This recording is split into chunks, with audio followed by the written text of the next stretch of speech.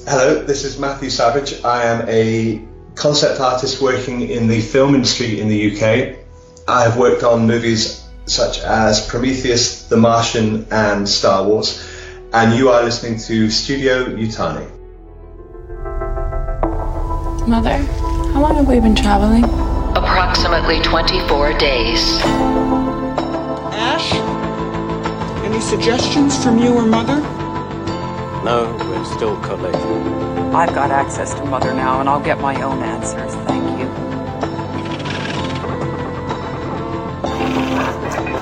You are listening to Yutani, the podcast for all things alien, AI, robotics, sci-fi, and technology. Hello and welcome to the Studio Yutani podcast. Today I have with me Matt Savage, concept artist for many different films, but I predominantly got in touch with him because of his work on Prometheus. Matt, how are you today? I'm very good, thank you. How are you? Oh, good, but tired. Always the way. Yeah, that's it. So, one of the main questions is, roughly how long has it been since you've worked on Prometheus? It would be winter 2010 into 2011, so 8-9 years now. Wow. I know, it feels like a distant memory. Yeah. What inspired you to become a concept artist? Alien? Good answer. I grew up watching Doctor Who and Star Wars.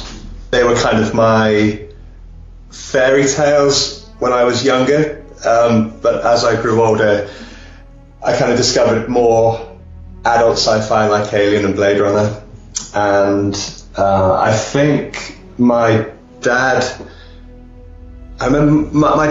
kind of could see I was getting into more adult science fiction when I was about 12, 13, so he bought me Alien, which seems too young to see Alien now as a 12-year-old, but anyway, he bought me that on VHS and I was hooked. I bought the art book, and seeing Ron Cobb's work, that kind of thing, that really sort of inspired me and taught me that it was a job that potentially I could do one day in the future.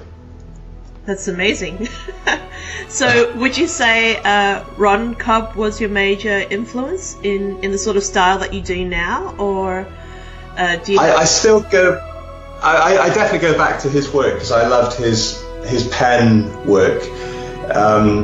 There's not a lot of sort of pen and ink concept work going on. We've all had to move into digital work, but I think the fundamentals of his design still influence me. Probably more than, the other big one everyone quotes is Ralph McQuarrie and Star Wars, but with me is probably more Ron Cobb and Sid Mead. Yeah, I love Sid Mead's work as well. In regards to the sort of work that you did on Prometheus, how exactly did you get the job to do concept art? I was at Pinewood at the time, just before they crewed on Prometheus, and I was working on X-Men at the time. And I was working in the costume department, which I had never done before. I'd always been... on a movie, you generally get pigeonholed into sort of art department, which is vehicles, props, and set design, or costume. And X-Men was my first costume job, and it was also a Fox movie. So we began to hear rumblings that at the time it was UAP, which was Untitled Alien Prequel, and it wasn't. It wasn't Prometheus at that time. It was something set within the Alien universe, and I found it inconceivable that movie would start without me being on the crew. So you kind of inserted yourself into the whole thing? I just decided, the fact it was an Alien movie and we hadn't had one for a while, it was a Ridley Scott movie, I couldn't not be involved. I was so so excited at the time. So I went to the art department, but they were fully crewed. And then a friend of mine who I met on X-Men was working, I think he was working in costume, and he said to come and meet Janty Yates, who was the costume designer and Ridley Scott's long-time collaborator in that respect. And I had a meeting, and she looked at the work. Thankfully, I had just come off X-Men doing costume, so I had costume work in my portfolio for the first time. And she said, "Come in on Monday," and I was thrilled. I tried to play it cool and professional, but I was over the moon. Oh, that sounds amazing. What is it like working with Janty Yates? Well, she's got the big one. She got the Oscar for Gladiator, working with Ridley again. She's great. I mean, she knows Ridley very well, so she's very good at briefing us on in terms of what she thinks Ridley will like, and she's always got a good handle on that because of her relationship with him. She was always very grateful for the work we did. Yeah, it was slightly less glamorous than you might think, because they had only just set up and they were in porter cabins at the back of Pinewood, and it was winter, it was snowing, and we hadn't moved into the actual offices yet, so it was very exciting, but it wasn't quite as glamorous as you might think it might be. Well, I know when meeting people out on filming, generally it's in some sort of like porter cabin anyway. Yeah. the imaginary giant, camper vans which stars get to walk into, that's rarely the case these days. Yeah, it's well, movies are, they do have a lot of money thrown at them, but often time, resources, movies start up very quickly sometimes, and you just have to, grab the nearest desk and start drawing.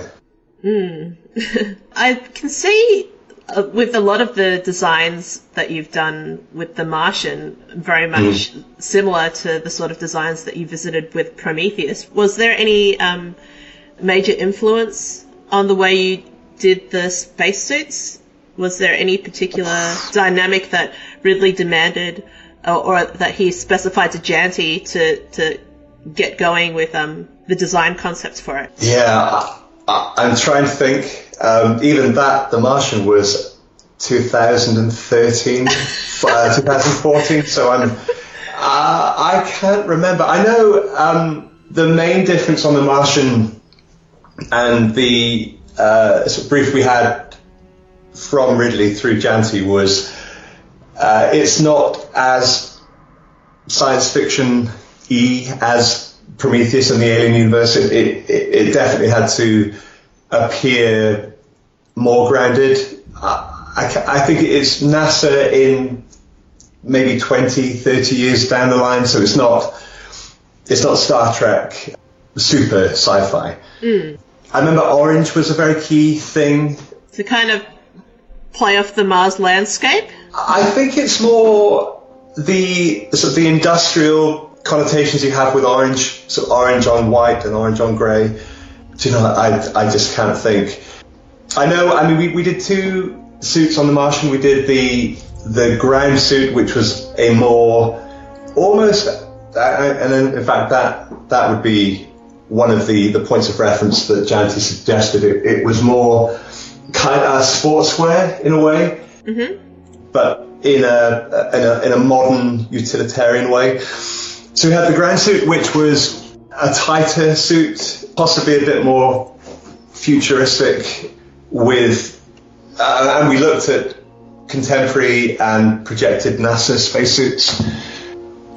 And then we had the EEV, or the I can't remember, the more typical NASA big puffy white spacesuit, which again a bit projected 20 years in the future, but that had to feel more like something you would recognize as a NASA spacesuit. I really like the sort of egg shape of the helmet. Is that supposed to be intentional? The egg always came from Ridley in both cases, Prometheus and The Martian. I think he always wanted as much visibility as possible, and the egg suited the shape more. If you could have a spherical helmet, but then it begins to look a bit comical. The silhouette's not quite as cool. So it was always that oval egg shape. On behalf of Studio Yutani, I would like to thank our community supporters: Perfect Organism Podcast, AVP Galaxy, Nostromo Files, LV426 Discord, Aliens Gateway Station Facebook group, and Project Acheron on YouTube. I see that you've got one of the technical books for 2001: A Space Odyssey. No, that book is just because it's probably the most beautiful science fiction film ever. That book came out a couple of years ago, and I just every now and again I need to go and make myself a nice big cup of coffee and flick through it. But no, that never influenced either of those movies. I bought that book probably 2 years ago. Have you seen the unrestored version that came out for the 50th anniversary? No. Yeah. Is that worth watching? Yeah. Nolan went and got the film, kind of restored it back to the 70mm original from when he first watched it, because he loved it so much and he wanted that, right, that janky editing and the of the cells coming down, and it was amazing to watch that in the cinema. So I thoroughly recommend it. Me and my wife had children about 5 years ago, so we don't really get to go to the cinema much at the moment. I totally get that. I'm completely out of touch with what's going on. I mean, I try and make the effort to go see the films I've worked on, but I don't always get to do that. I see that you've done stuff for Rogue One as well. What was it like compared to working on an Alien movie and then working on Rogue One? It was interesting because Rogue One absolutely had to fit within the original Star Wars trilogy. The look and tone is very relevant of those movies, where Prometheus was maybe took a few more liberties and didn't. Prometheus doesn't necessarily look like Alien, where Rogue One I think looks amazing and fits completely in with dovetails into A New Hope. So the main difference was we really tried to replicate all the methodologies of design that they would have used on the original movie. So things like the Stormtrooper weapons in A New Hope are existing Sterling machine guns from the Second World War.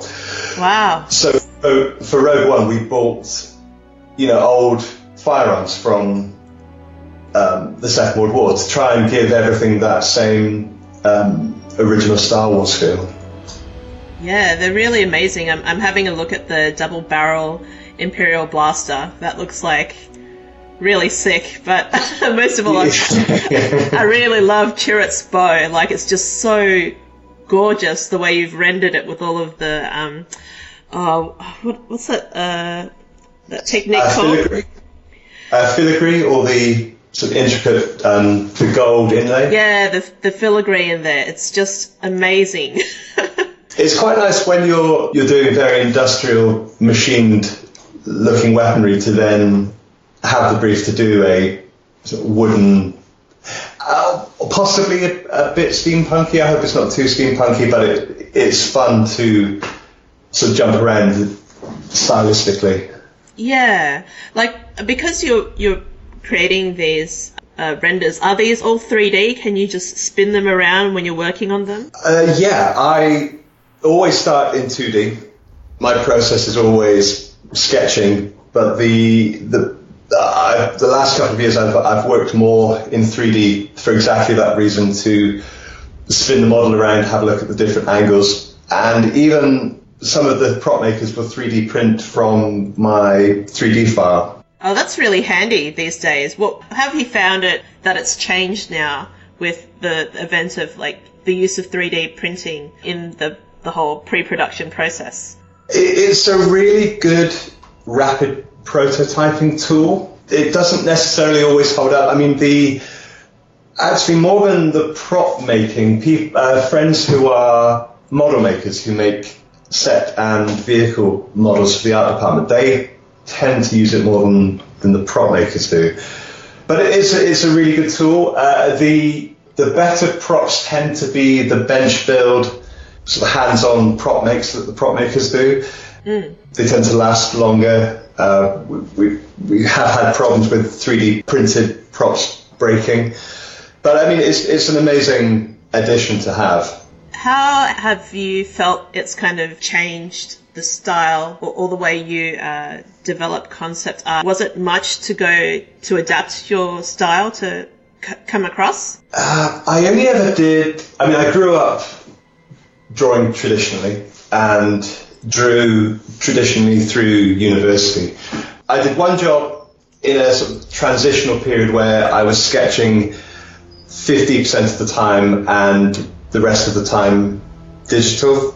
So career-wise, it's almost been entirely digital, but the transition for me was fairly gradual. The main thing I think I didn't learn straight away, but I think you have to learn when you're working digitally, is to restrain yourself a bit and not things like ZBrush and any 3D package. You can just keep adding detail. You can add rivets and bolts, and you can make, the barrels too big. You can have 8 barrels on a gun, and it's too easy to keep adding and adding with using software. So I think the key, I mean, and that's why I always start on paper, because you have to be a bit more restrained and you have no undo button when you're sketching. So, I mean, for me, the transition was fairly smooth, but you just have to remember your sort of key design fundamentals when you're working with software as opposed to 2D. I noticed in Alien Covenant, which you weren't able to work on, that they used a helmet style very similar to what was cut from the budget that you worked on in Prometheus. So there's a picture of an emergency helmet with Shaw, and she's got the visor come up. And I noticed it looks exactly the same as Daniel's one in Alien Covenant when she's in the... Oh, really? Yeah, she looks like in the terraforming section where they've got all the equipment, and she's got the visor that can come up and down. It's interesting to see your ideas kind of built on top. They obviously made it a bit more alien looking than Prometheus looking. Right. In the Alien Covenant movie. Did you know that they used your design or inspiration? I wonder whether that may be coincidental. Well, and I'll have to be completely honest, I haven't seen Covenant.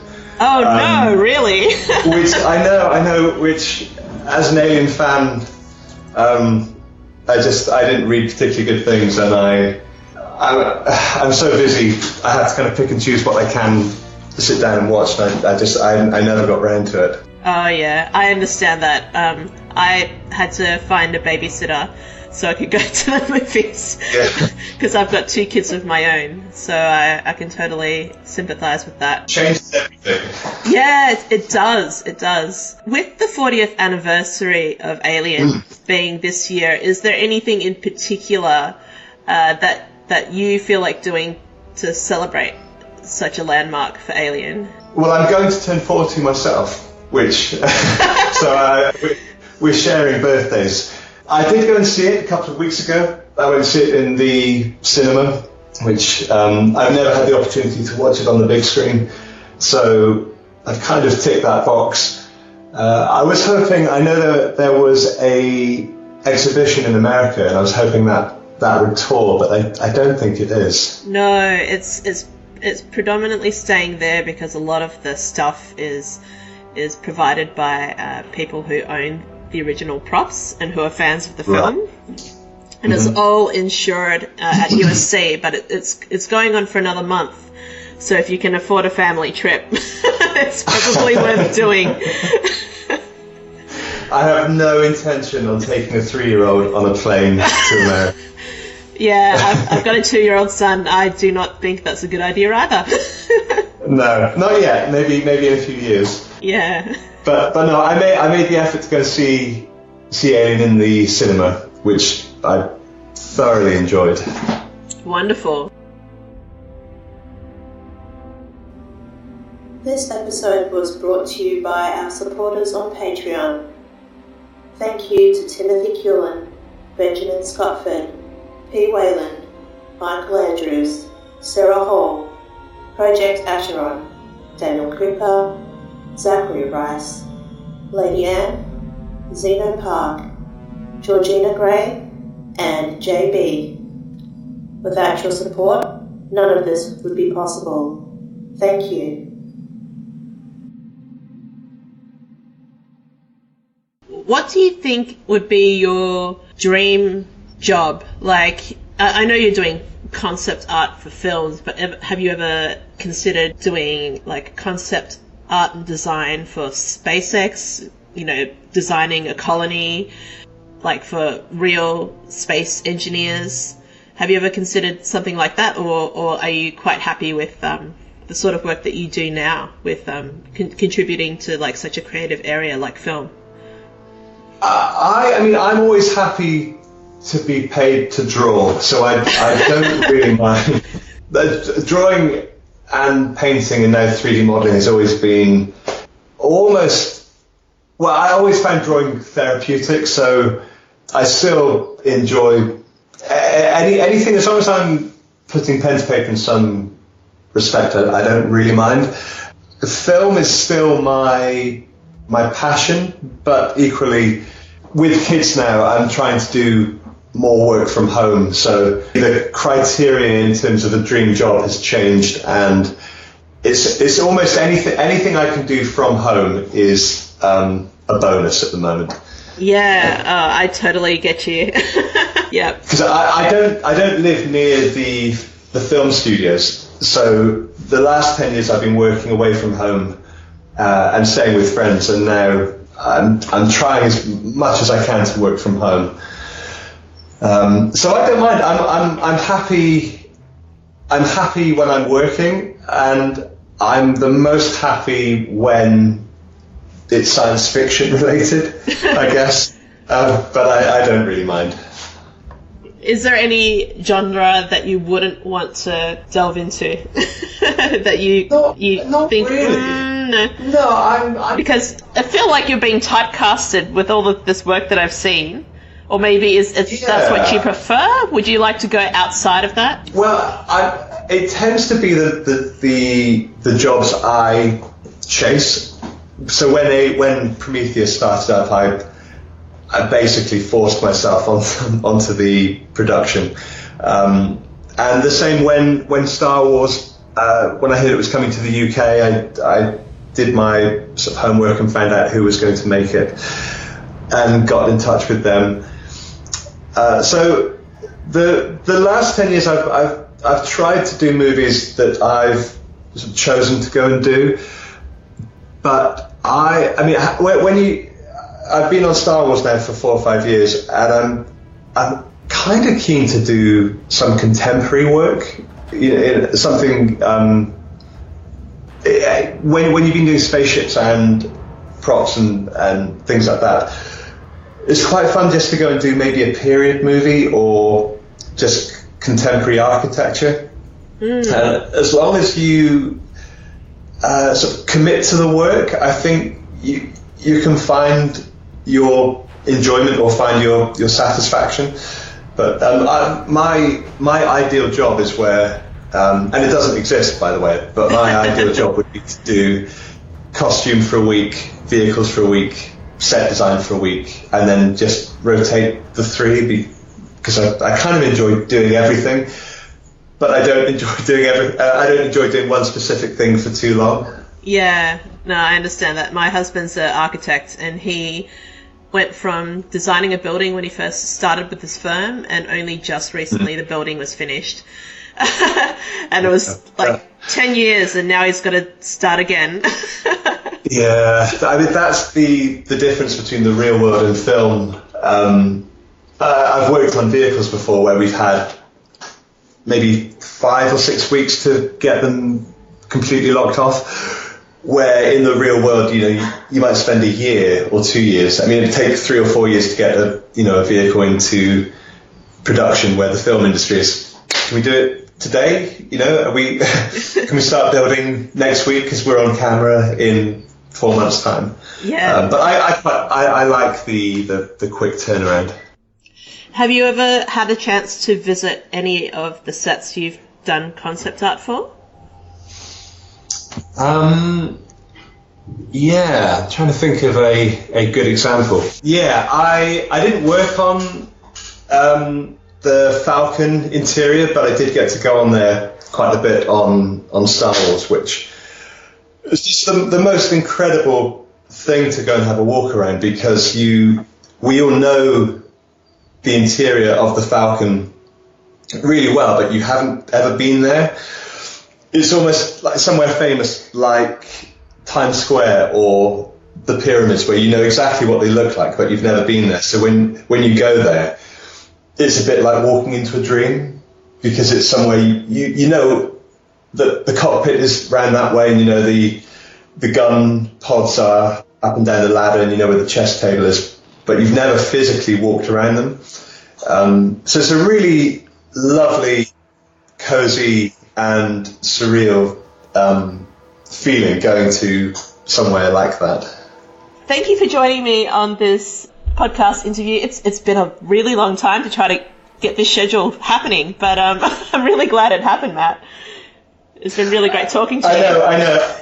I'm really sorry. I know you've been trying to get hold of me for a while, but it's just the timings have been poor.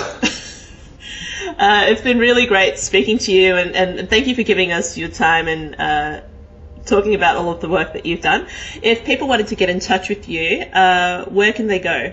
My Instagram, which I don't even know the name of my Instagram account, but I'm sure you can find it. If you Google me, you'll probably find my website and a contact page. Yeah, I'll make sure I include them in the blog. So I think it's mattsav.concept on Instagram. Yeah. You'll have to excuse me, I'm not great at the self-promotion. That's okay, I'm good at that. All right. Thank you so much for talking with us. And this is Mother of Studio Yutani signing off. And this is Matt Savage, mostly.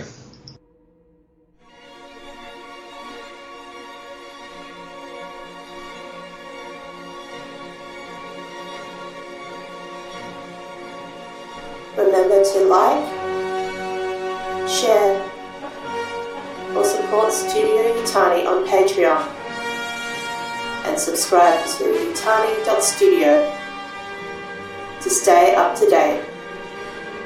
Transmission complete. This is Mother 9000, signing off.